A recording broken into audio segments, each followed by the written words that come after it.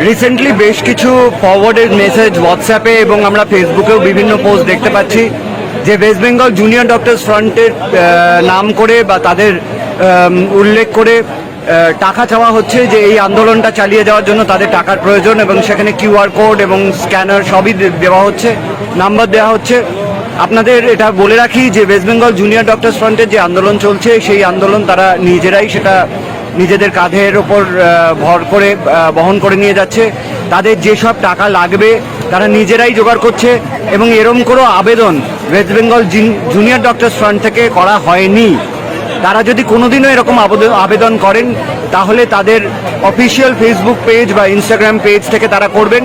তাই জন্য দয়া করে ওয়েস্ট বেঙ্গল জুনিয়র ডক্টরস ফ্রন্টের অফিসিয়াল পেজটাকে ফলো করুন এবং এই ধরনের ফরওয়ার্ডেড মেসেজকে আইদার রিপোর্ট করুন, কিন্তু এই ধরনের গুজবে এবং এই ধরনের ফাঁদে প্লিজ পা দেবেন না।